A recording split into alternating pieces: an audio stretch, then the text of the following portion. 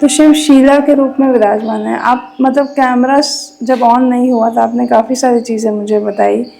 तो आप यहाँ तक कैसे पहुँचे, आपके पिता यहाँ तक कैसे पहुँचे, और देखो, इस मंदिर का निर्माण कैसे हुआ? कहते हैं इतिहास होता है, हम हैं व्यास वंशज, पाराशर ऋषि से जो उत्पन्न होते हैं, व्यास जी महाराज। तो ऐसा ग्रंथों में लिखा है कि शिव के पुजारी व्यास ही माने गए, व्यास पीठ जो होती है ना।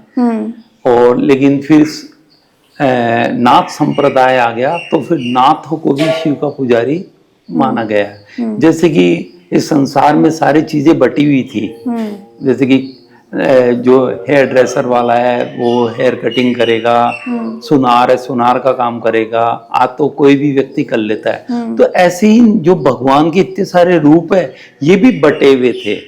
अच्छा। हाँ, तो कहते हैं कि शिव जी के जो पुजारी होते हैं व्यास वंशज होते हैं। तो बाकी जयपुर में कहीं भी आप जाओगे तो पूछोगे कि यहाँ के पुजारी कौन है, तो वो बताएंगे पाराशर व्यास।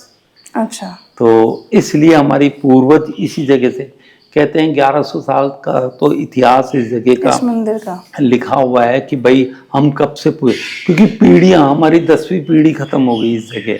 तो यानी कि 10 पीढ़ियों से, यानी कि 100 साल मतलब 1000 साल तो यही हो गए। तो ये मान के चलो। तो इसलिए भगवान ने, मैं तो ये कहता हूँ, मैं यहाँ का सेवक हूँ। पुजारी तो एक बहुत बड़ा शब्द हो जाता है मेरे लिए।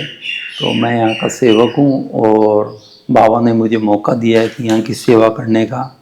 और पहले माता पिता सेवा करते थे, उससे पहले बहुत हमारे जो पूर्वज थे वो बारी बारी से सेवा करते थे। लेकिन 40-50 साल से ये बाबा ने, ऐसा कुछ होता है ना, घर में बहुत सारे लोग होते हैं लेकिन एक ही घर के मंदिर में जाके दीपक जलाता है। तो वो हो सकता है बाबा ने हमें चूज किया है इस जगह के लिए कि यहाँ की सेवा